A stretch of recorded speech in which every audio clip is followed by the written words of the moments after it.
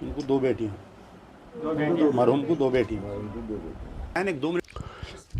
अस्सलाम वालेकुम, मैं अमजदुल्ला ख़ान, स्पोक्समैन एमबीटी। मैं फ़िलहाल मख्ता जो राजभवन के सामने जो बस्ती है हैदराबाद में, वहाँ पर हूँ। मैं मेरे साथ हमारे बड़े भाई जनाब शरीफ कारपोरेटर कांग्रेस पार्टी और इस मख्ते के सदर साहब हैं यहाँ के। एक्चुअली कल शहर हैदराबाद में एक नागुशगवार वाक़या पेश आया, जिसकी वजह से एक जवान लड़के की जान चले गई। बशीरबाग चौरस्ते पर एक झरने से मोहम्मद गौस पाशा 35 साल ऑटो ड्राइवर इसकी स्पॉट डेड हो गए। सारे आप लोग वो वीडियो देखे होंगे जो सोशल मीडिया पर कल से फिर रहा है। तो कल मुझे इत्तला हुई, जब तक बहुत देर हो गई थी, उनकी तदफीन भी अमल में आई थी, मैं आ नहीं सका था। और आज मैं उनके घर पर आया। रास्ते में अभी मुझे मालूम हुआ, बहुत अफसोस हुआ कि उनके वालिद मोहम्मद अब्बास साहब को भी जो है पैरालिसिस है। ये बेचारे भी जो है पूरा एक हाथ पैर से माजूर है।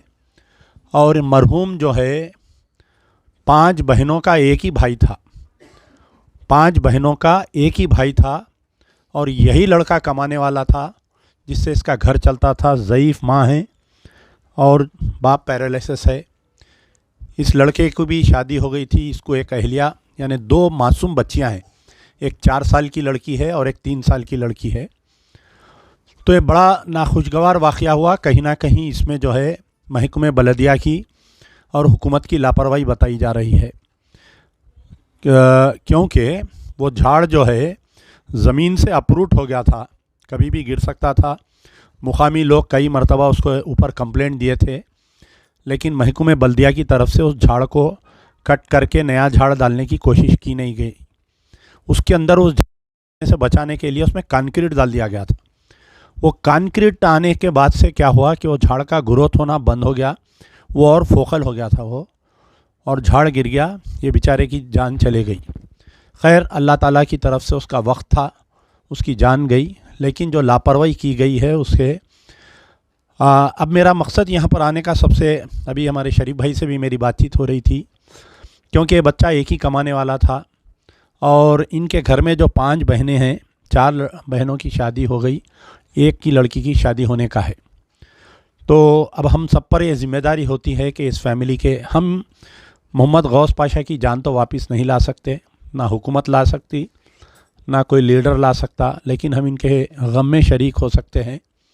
वो शरीक होने का ये है कि मोहम्मद गौस पाशा की जो अहलिया है, हम हुकूमत चीफ मिनिस्टर के चंद्रशेखर राव साहब से गुजारिश करते हैं। KT रामाराव साहब MNUD मिनिस्टर है, म्यूनसिपल एडमिनिस्ट्रेशन मिनिस्टर है, महकमे बलदिया आपके तहत ही चाहता है। तो हम उनसे गुजारिश करते हैं कि वाक़या होके 24 घंटे आ गया, KTR साहब का ट्वीट नहीं आया। छोटे मोटे वाक़यात पे ट्वीट आता, अफसोस की बात है, क्योंकि मरने वाला मुसलमान है इसलिए उनका ट्वीट नहीं आया। ये बात खुले वाजे हो गई ये बात। तो अगर कोई फ़र्ज़ करिए कोई दलित मरता, कोई SC ST मरता, तो अब तक लीडरों की लाइन लग जाती और मीडिया चैनलों का जीनत बन जाती है न्यूज़। लेकिन एक गरीब घर का एक होनहार, एक उस जिसका बाप पैरालिसिस पेशेंट है, माँ ज़ईफ़ है, वो मरता है तो उसकी कभी न्यूज़ नहीं बनती और उसके घर पर कोई लीडर नहीं आता। बड़े अफसोस की बात है कि नागेंद्र साहब एमएलए है। मुझे बड़ी उम्मीद है नागेंद्र साहब से, क्योंकि वो एक हरकियाती लीडर है। ऐसे वाक़यात पे स्पॉट पे जाते हैं और अपने जेब से भी देते हैं पैसे, हुकूमत से भी लड़के दिलाते हैं। लेकिन पता नहीं नागेंद्र साहब क्यों नहीं आए यहाँ पर। आना चाहिए था। ये बस्ती आपकी है, यहाँ के मुसलमान आपको हमेशा आपके साथ रहे, चाहे आप कांग्रेस में रहो या टीआरएस में रहो। मुझे अभी भी उम्मीद है कि आप कल सुबह तक या कल शाम तक भी इनके मकान पर आएंगे। कम से कम इस ज़ईफ़ बाप का आप पुरसा देने से जो है इस ज़ईफ़ बाप को हिम्मत आएगी। गवर्नमेंट से हमारा मुतालबा है, चीफ़ मिनिस्टर से केटी रामाराव साहब से, कि मोहम्मद गौस पाशा की जो अहलिया है उसको इसी महकूमे बलदिया में सरकारी मुलाजिमत दी जाए और इसकी अहलिया को जो है एक 2 बेडरूम फ्लैट दिया जाए। और रही बात ये जो ज़ईफ़ माँ बाप है, इनका सहारा जो है सरकार कैसा बनती, इनको क्या पेंशन देती, क्या करती। एक जो लड़की है वो लड़की की शादी के लिए मैं अमजदुल्ला ख़ान कोशिश करता हूँ, मैं कोई वादा नहीं करता कभी भी। हमारे शरीफ भाई भी है कि आप लोग शादी जब भी तय करेंगे 1 महीना पहले बोलिए, इंशाल्लाह हम पूरी शादी, आपका बच्चा नहीं है सो हम आपको महसूस नहीं होने देंगे। 4 लड़कियों की जो शादी हुई उससे बेहतरीन शादी हम करके देंगे। अगर ये हमारा वीडियो कोई देख रहे हैं और लड़की का हाथ पकड़ना चाहते हैं तो आप आके उनके घर वालों से मिल सकते हैं, उनके वालिद से, उनकी माँ से, उनके इस बस्ती के शरीफ भाई है यहाँ पर। तो इंशाल्लाह हम सब मिलके वो लड़की की बेहतरीन तरीक़े से, आपके 4 लड़कियों की शादी जैसा हुई उससे बेहतरीन तरीक़े से इंशाल्लाह अल्लाह कराएंगे। हम कौन है, हम तो एक हक़ीर बंदे हैं हम। तो बहरहाल बड़ा अफसोस का मुकाम है। मैं हमारे शरीफ भाई से भी गुजारिश करूँगा कि वो आपके सामने 1-2 मिनट बोलिए। आप बस्ती के पूरा बोलिए। अस्सलाम वालेकुम। जो वाक़या हुआ, अमजदुल्ला साहब जो तकरीर करे सुने आप लोग, और इससे हम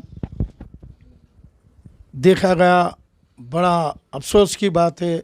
एक लौता एक बेटा अल्लाह ने प्यारा कर लिया।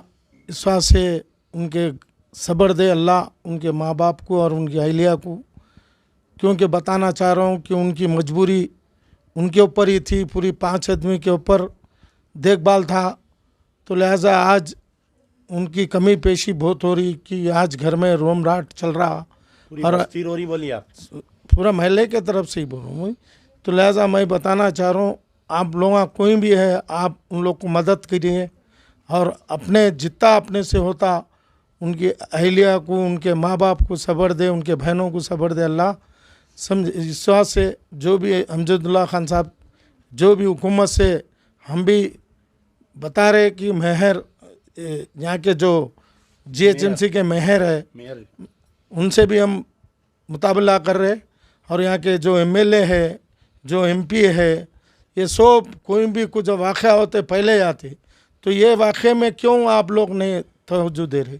क्योंकि ये गरीब तख्ते से है, उनकी मजबूरी है, किराए के घरों में है। ऐसे टाइम पे ऐसे जनों को साथ दिए तो अच्छा रहता। तो लिहाजा मैं भी कल से हम जाएंगे जीएचएमसी कमिश्नर करने जाएंगे, जहाँ इनका बेनिफिट है और बेनिफिट लेंगे गवर्नमेंट से भी। और गवर्नमेंट केटीआर साहब से, इतने बड़े हैदराबाद के अंदर इतना बड़ा हादसा हुआ, इतना बड़ा झाड़ गिरा, बच्चा वहाँ का वहीं दबेगा, उसके पूरे रीढ़ के हड्डियाँ तलका चिकना चूरे। मैं खुद अंदर पीएमई पोस्टमार्टम की जगह था। तो लिहाजा मैं आप लोगों से बताना चाह रहा हूँ कि ऐसे इस मौके पे इनके अहलिया, इनके माँ बाप, इनके बहना, अल्लाह इनको सब्र दे। बस इनको आगे जो भी है इसके ऊपर जो भी मुआवजा देने वाले हैं उनसे मैं गुजारिश कर रहा हूँ, इनका जो बैंक अकाउंट है, उनका व्हाट्सअप है, जो डालते उसके ऊपर दलाए तो अच्छा रहता। अपन सब मदद करे सरकार रहता बोल के गुजारिश है। अल्लाह हाफिज़। बात एक और एक है, मैं भूल गया, क्योंकि उमूमन ऐसा होता है कि जहाँ पर भी कोई मुसलमान के साथ ऐसा वाक़या पेश आता तो सरकार जो है उसका कोई हमारे को बेनिफिट नहीं देती है। तो इंशाल्लाह हम इसका अल्टरनेट भी कोशिश कर रहे हैं। मैं, मेरे बड़े भाई जो मुज़फ़्फ़रुल्लाह खान एडवोकेट है, आज दिन में उनसे बात किया हूँ मैं। मुझे वो पोस्टमार्टम रिपोर्ट और एफआईआर की कॉपी कल आप लोग जाके वो पुलिस स्टेशन से निकालिए। पोस्टमार्टम तो रिपोर्ट अभी इतना जल्दी नहीं आती, एक 8-10 दिन लगते हैं। वो एफआईआर की कापी और पोस्टमार्टम की रिपोर्ट मुझे दीजिए। अपन हाई कोर्ट भी मूव करेंगे, क्योंकि इसमें कम से कम इससे पहले ऐसे ही 1-2 वाक़यात पेश आए थे। ड्रेनेज के मैनहोल में गिर के मर गए थे, गवर्नमेंट की तरफ से 1-8 लाख रुपए दिए थे, तो हम हाई कोर्ट में लड़के उनको 25 से 30 लाख रुपए दिलाए थे हम। तो ये एक है। और दूसरी चीज़ ये है कि जब भी हमारी ज़रूरत पड़ेगी, शरीफ भाई है बस्ती में, या मुझे आप कॉल कर सकते हैं, हम आपके दरमियान हैं। आपका अकाउंट नंबर और गूगल पे नंबर मेरे को आप लोग निकाल के दीजिए, हम भी अपील करेंगे, जहाँ तक हो सकता है आपको मदद करेंगे इंशाल्लाह, आपको महसूस नहीं होने देंगे आपका। और एक बात यह है कि वो ऑटो भी फाइनेंस पे था बोल रहे हैं वो, तो वो भी ज़रा मुझे पूरा डिटेल दीजिए, क्योंकि वो ऑटो तो पूरा डैमेज हो गया और बिल्कुल वो किलो के हिसाब से बेचने का स्क्रैप का हो गया वो। तो कितने पैसे बने, वो कौन है फाइनेंसर, कौन से फाइनेंस से उठाए थे, वो मालूम करिए। मैं पूरा वो केस भी क्लोज़ करवा देता हूँ, पूरा वो फाइनेंस माफ़ करवा देता हूँ वो, और उनका डेथ सर्टिफिकेट, उनका पोस्टमार्टम रिपोर्ट, एफआईआर कापी, ये तीनों मेरे को दीजिए इंशाल्लाह। ये एक लंबी जंग है, ये 1-2 दिन में ख़त्म होने वाली नहीं है। आज मैं आया, पुरसा दिया, चले गया, नहीं। बस्ती से भी कोई ज़िम्मेदारी लीजिए, इनके अफराद ख़ानदान से भी मेरे से मुसलसिल रब्त में रहिए, मुसलसिल हम लड़ते रहेंगे इंशाल्लाह, जब तक इनकी अहलिया को सरकारी मुलाजिमत नहीं मिलती, इनको 2 बेडरूम फ्लैट नहीं मिलता और इनको कंपनसेशन नहीं मिलता। 1 साल 2 साल तक हमको लड़ना पड़ा, अभी तो हम लड़ने के लिए तैयार है। शुक्रिया।